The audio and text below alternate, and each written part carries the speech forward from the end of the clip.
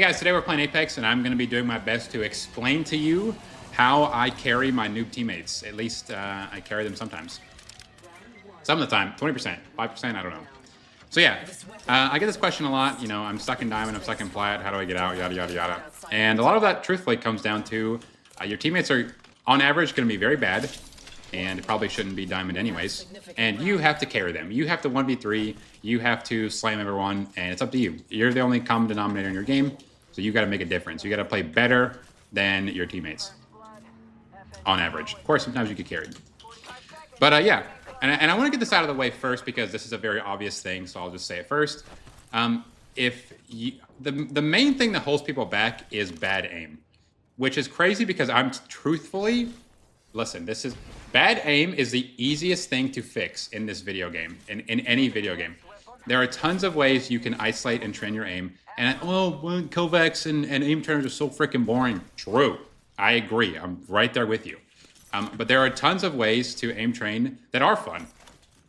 For example, if you like Marvel Rivals, you can play Hella, which I think Hella Marvel Rivals is the best aim trainer that I've ever played. And trust me, I've looked for many. You can play Soldier 76 Overwatch. Anything that is very aim intensive. You know, the more you work something out, the stronger it's going to get. The more intense it is, the more you're going to be forced to adapt and improve. I don't think that's very groundbreaking. Oh, I was going to take that 9, but I'll use the wingman instead. I don't think it's very groundbreaking. So, tons of ways to train your aim. If aim is holding you back, then that is good. I hope that's the thing that's holding you back because that is the easiest thing to fix. The other things are much more complicated to fix. And so I guess moving on to some substance here. The main thing I see other than aim is confidence. 100% confidence and knowing how to learn from your losses. So this happens all the time. I play in plat and diamond, and I'm playing against people that are around that skill level, and I mop the floor with them. You know, I've dropped 5Ks, 6Ks, 20 bombs in plat and diamond. Plat and diamond genuinely is easier than pubs. I bet I have a higher KD in diamond lobbies than in pubs. Because people in pubs, they play super confident, and it's not really they're playing confident, it's that they just don't care. You know, so they just run up, act like they're the best player in the game. And those people get me way more often than the people who are like, oh, you know, I can't get knocked here, yada, yada, yada. It's the unpredictability, you know, that makes it difficult. And the same player who's gold, and I'm solo queuing pubs, and he is just he just wide swings me, one clips me. You know, I'll play against the same guy in a ranked game, and I like 1v3 his team. Because he's not confident, he's afraid to make a mistake. You know, he's afraid to be the idiot on the team. And I just mop the floor with him. And, you know, that sounds like maybe you aren't buying what I'm saying. But trust me, that is so freaking true. Some of the worst players in this video game I've met in pubs, and they have one-clipped me, pooped on me, and then, you know, I'll play against some better players in ranked, and I'll run them over because they're playing scared, they're playing safe. The mode you're playing really, other than I guess maybe ALGS, shouldn't really impact your playstyle. You should just always try to make the best decision, and not just make a decision because you're more confident, less confident. You should just always, you know, have the same thought process of trying to win, you know, or at least playing for kills or whatever you're playing for. So confidence goes a long way, and then usually the counter argument to that is, well, when I play confident and I run at people, I get smoked. Okay, and that was me for a long time. When I swapped to this game, I was a 14-year controller player, and I started playing M&K, and I was horrible. Okay, I would get just obliterated. It was honestly a little embarrassing. There were some pretty embarrassing clips of me, even now. Even I've been playing for 5 years. There's some embarrassing clips, but you know, I always play to learn. I play confident, and I mean, look what I'm doing right now. I'm sprinting through the complete open, ready to go fight this team, and I'm ready to learn from this fight. You know, like I'm ready to. I want something to happen. I don't want to just sit on a roof and you know, farm some RP points, you know. I want to learn. Because even though I'll probably get more RP if I play safe and play slow, you know, what'll get me more RP in the long run is becoming a better player. You know, and you get that from just being confident. And you're gonna have to, a lot of people are gonna have to take their lumps, you know, if you're not used to playing like this, you're gonna play, get smoked, and it's gonna suck, you know. So let me, I gotta focus up here. Major Skittle. What are we doing, man? Scared to like walk down here. But yeah, you gotta take your lumps. I mean, you gotta.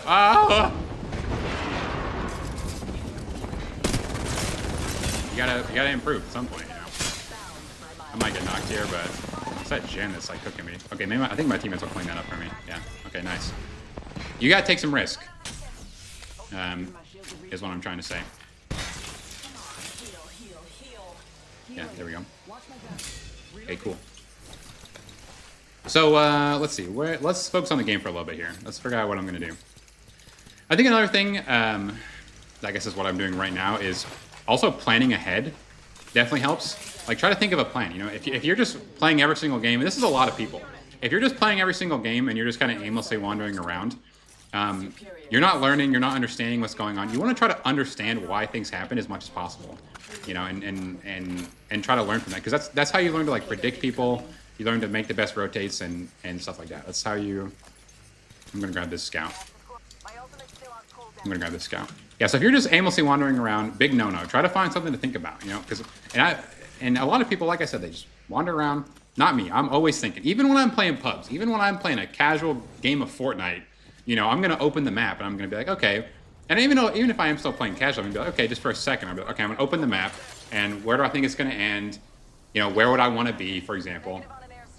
What would be the best spot in zone? You know, make these forward-thinking thoughts, and that's going to get you very far. I know, obviously, if you're like a pred level player and you're trying to, and I'm telling you to think ahead, that's not very useful. I mean, well, I don't know. Honestly, I'm playing against a lot of preds. It doesn't seem like they really have any thoughts. So maybe that is useful to you. I don't know. But there should always be something in your head. A lot of improving isn't necessarily, you know, oh, I can do a mantle jump. Ah, I'm getting cooked here. Oh, I need to. Do you have Bangalore? I don't think he does. Alright, we're getting. I'm jumping off. Another squad is on us. I'm making a portal here. You can smoke us into this little hole in front of us. Yeah, that was just not good. That team was beaming. That team was beaming. Best to just get out of there. The best just get out of there. So yeah, always having something in your head. And like I said, you want to try to move.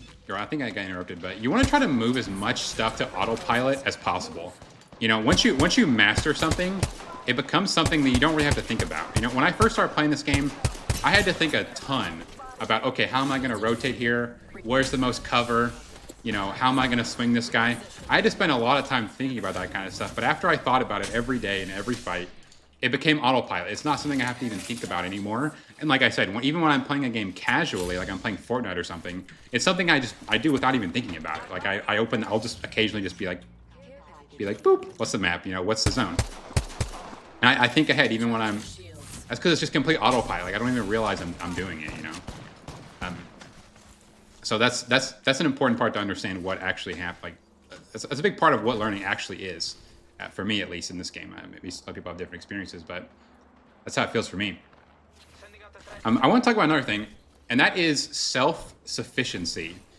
And this is something that you will be forced to learn if you have any plans on being good at solo queuing. The best players in this game, and the best team players in this game, the best people I want on my team, are the people who are incredibly selfish.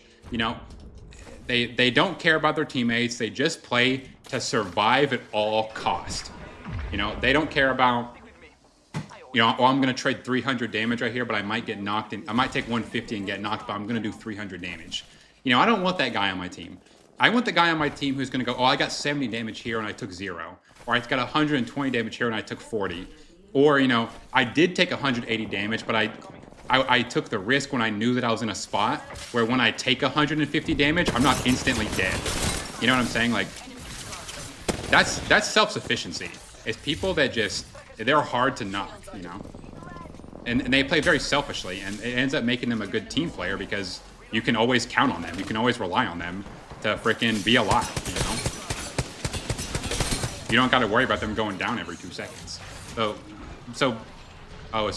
there's a Maggie team behind us. Come back. Yeah, you don't have to worry about them going down. I can port us out. Come to me.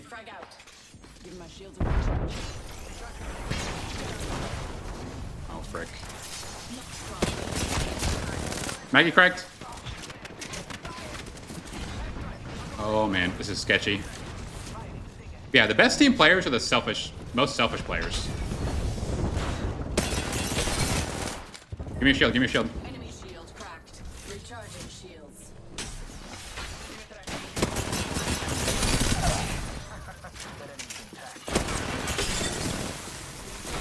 Oh, I just face tanked him. That. Just face tank that, don't care. And see, I'm selfish right here, so instead of dropping a swap, I'm gonna run to the roof and try to shoot.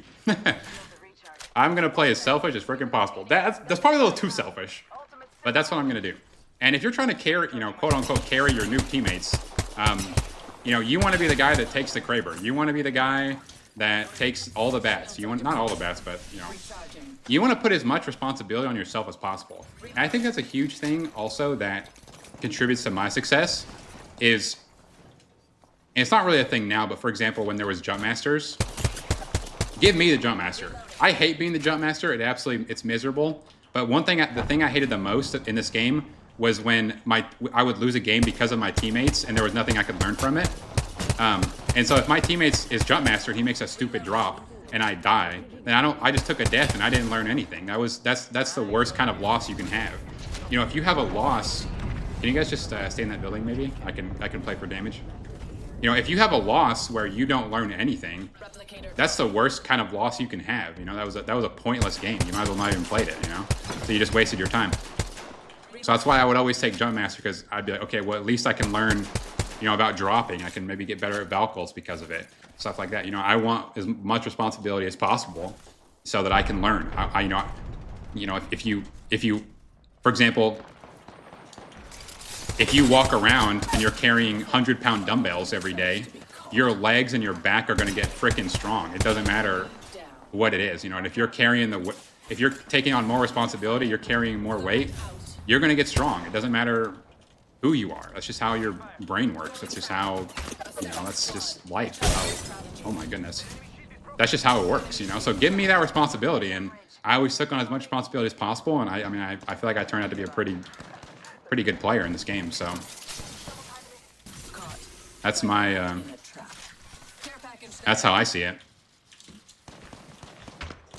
But the jump master, I guess, isn't an applicable example anymore. But you can't ask for a jump master. You can't one-to-one copy that advice. But I think the mentality you can definitely learn from.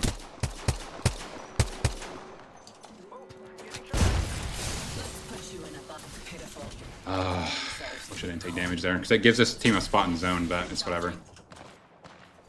Oh, but they're knocking each other, though. I also want to just make a quick side tangent. Overflow is 100% going to get nerfed. If you're watching this video a year from now, Overflow is not near as strong as it is right now. There is no way they don't nerf the absolute poop out of this item. It literally heals your... If you pop a shield cell, it heals your whole health bar. It's so broken. I mean, I'm not really... I guess I sound like I'm complaining. Realistically, I don't really care that much, but because I think it's good to carry with. But that's a huge thirst right there. But holy moly, this thing, it's one of the strongest things in the history of this game. I'm not even exaggerating.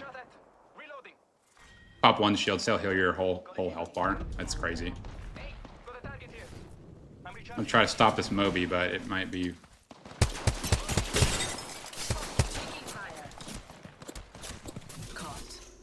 Frick, I need to stop this so bad. Nice, I stopped it, I think. We have 1 minute. Enemy down. Nice. I'm just playing a wide angle here to try to stop this res so that this doesn't become a full team here. We just gotta stop them from resing. We don't even have to really kill them. Oh, the other team's behind them. I don't think they're gonna get a res off. I think we're good. We just need to not die to them. Not so fast. Caught with no way. Oh, we can actually go to zone right now. We can actually port in this little room here. Moving that way. That might be the best play. Yeah, let's do that. Let's do that. So I'm just getting my teammates to a spot in zone here. I'm not really too confident that they'll be able to survive if we have to play the outside. So I'm just going to port them in here and know that they're safe. And then here's some forward thing. What's going on in my brain? We're going to need to play down here because we're not going to be in zone very long. So when this team starts walking into zone, I'm going to play down there and try to push this other team away from us and make them go the other way, so we have the most amount of space possible. Try to stay up here if you can. So I'm going to try to push this team away from this spot because this is where we're going to need to play. So I want to hold this and make them run into another team and maybe end up fighting them. Yep. Because if I was this team, I would want to run right where we are and take this underneath, but I'm going to try to not let them have it. And so if we control the most space in zone, it's very likely that we won't have to be the one that fights in a top 4 multi-team fighting scenario, you know, so. I'm putting out a lot of pressure here. This team's not even considering coming this way because you can see like how much damage I'm doing to them. Yeah, see now they're running into the other team. Sparrow's in zone there actually, wow. So I'm gonna have to keep holding this because unfortunately he's still in zone back there, which kind of sucks. I wouldn't be surprised if this team tries to take this from us. And truthfully, it's gonna mostly be just a crapshoot, I think, on who wins this game. Because that looks like the end where that zone is. You know, I could port on this guy and take his spot. Yeah, that's what I'm doing.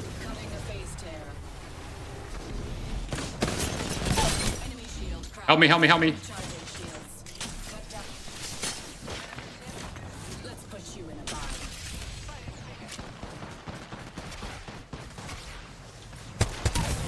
So I went and killed this guy because this team's, like I said, is going to be the biggest threat to us. So I tried to kill him real quick so that, oh no, I hit that little rock.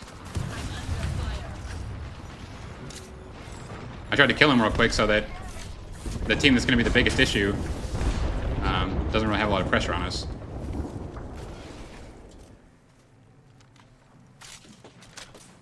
It's kind of a risky play. It probably wasn't worth it in hindsight, but it worked out. So if it worked out, then, you know, must have been the right play, clearly. Like I said, probably going to be a bit of a crapshoot here.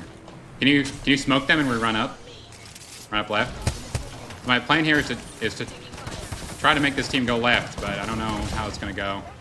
Like I said, it's just going to be a underneath. Yep. If you have nades, now's the time to throw them up. Oh, that guy hit me with a good PK shot. Just stay alive. Health is the most important thing here. Health is the most important thing. Down here, Rev. Oh, no, as I troll. Last one. This is the duo. Nice. He's last one. 1 HP. The last guy. Nice. Good job. Great job. And so, like I said, the team that I thought was going to be the biggest issue, I went over there and griefed them, and it ended up being big because if they were playing down here as a 3-man, we would have lost that game 100%. So, yeah, I mean, I probably didn't play that the best, but I played it good enough. So, hopefully that let you see my thought process. And yeah, hope you enjoyed. If you want more videos like this, let me know. And peace.